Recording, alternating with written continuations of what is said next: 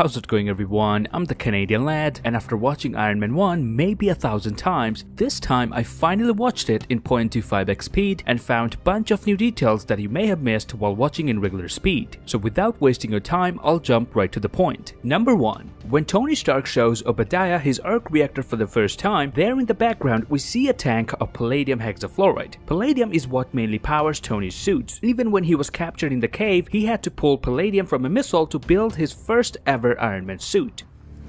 That's palladium, 0.15 grams.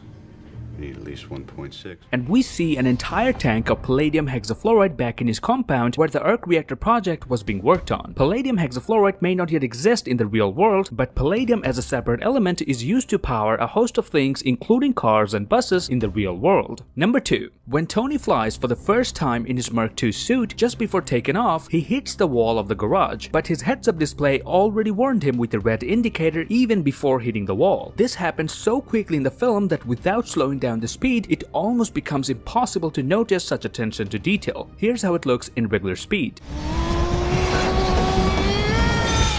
Number 3. Ramin Djawadi, who composed all the music in this movie, also worked as a composer for Game of Thrones. But what is so special about that, you may ask? And the answer to that is, Ramin actually reused his music notes from Iron Man to create the main theme of Game of Thrones. Listen to this couple of seconds from the Mark II soundtrack. And now listen to the main soundtrack of Game of Thrones. Because of copyright, I can't play the entire music, but you get the gist of it. Being a fan of both Game of Thrones and the MCU, it just feels good to know they're at least connected in one way. Number 4. When Tony Stark sees the 10 rings torturing people on television news, it gives him an idea to not only use his suit for flying purposes, but to use it to fight the 10 rings. As a test, he blasted at the ceiling to see how it's gonna work. But if I slow down the speed and zoom in, you can clearly see the energy moving from the arc reactor in his chest to his repulsor. This one is indeed an awesome attention to detail. Number 5. At the beginning of the film, when Tony Stark receives an award, the newspaper article actually foreshadows how Tony will eventually end up creating Ultron. It says, going off a radically simple theorem that artificial intelligence can be imbibed with personality through alternate programming is currently putting the finishing touches on 2 robotic prototypes that he believes will listen to him and learn from his behavior. Of course, this also applies to Jarvis, but Jarvis wasn't as advanced as Ultron, and Tony didn't want to pull any punches in terms of outdoing himself, and this article actually proves that. Number 6. Obadiah tells Tony that the arc reactor is his 9th symphony. This is your 9th symphony.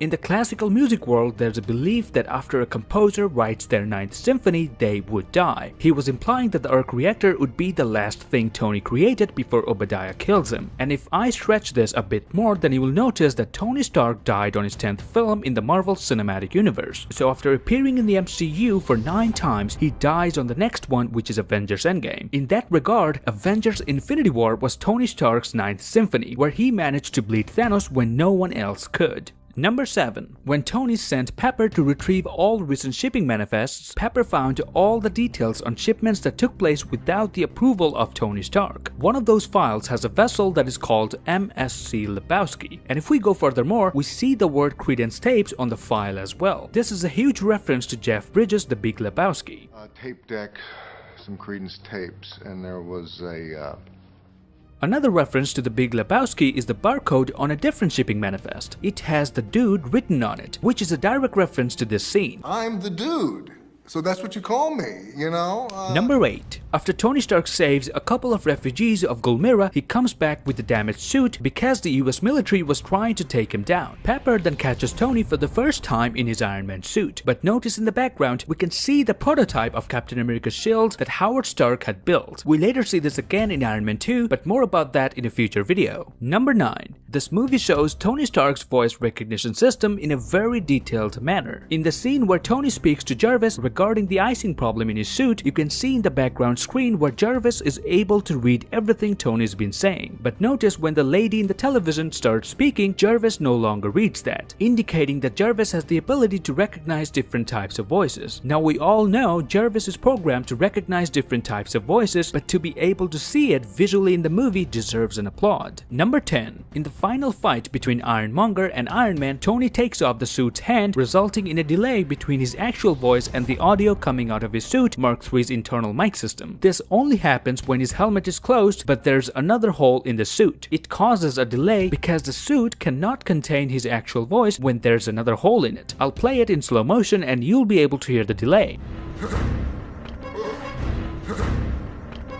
Number 11. Now this has nothing to do with watching this movie in slow motion, but I'd still like to mention this one thing about Tony Stark. Remember this scene when Tony said yes for an appointment with Agent Coulson? Tell you what, you got it. You're absolutely right. I'm gonna go to my assistant and we'll make a date. You can see Tony wasn't paying attention. He was surprised to see Pepper in that dress and got totally oblivious of everything else. So he didn't really mean it when he said he will talk to Pepper to set that meeting. He just wanted to get rid of Agent Coulson so he could talk to Pepper. But later in the film, we see Agent Coulson waiting at the Stark Industries for his appointment, even though Tony Stark totally forgot about it. Potts, we had an appointment. Did you forget about our appointment? Nope, right now. Come with me. And that's how Agent Coulson with other S.H.I.E.L.D. agents were able to rescue Pepper, otherwise Obadiah might have already killed her. So Tony's false promise worked in favor of saving Pepper. Now let's fast forward to Iron Man 3. In the beginning of that movie, Tony Stark again makes a false promise, this time with Eldridge Killian. Tony said he will see him up in the roof, but Tony never showed up. Killian took it as an insult, and even Tony acknowledged that he had created a demon at that very moment. I had just created demons, and I didn't even know it. So why am I telling you this? To show you that even though Tony's aptitude for making false promises to Agent Coulson may have saved Pepper, but the same kind of behavior actually puts him and Pepper both in danger in Iron Man 3. And that's how Tony learned from his mistake and was hesitant to join Captain America for the time heist in Avengers Endgame. Because now he thinks before giving his words. He worries about his family before anything else. And I think that's some great character development for Tony Stark. Anyway, so that's all I have right now from Iron Man 1, and I hope I was able to give you at least one new information through this video. And if I did, then don't forget to grab the subscribe button and give me a thumbs up. I really appreciate all your support, and I promise to bring quality content at least twice every week. I'll see you lads in the next one.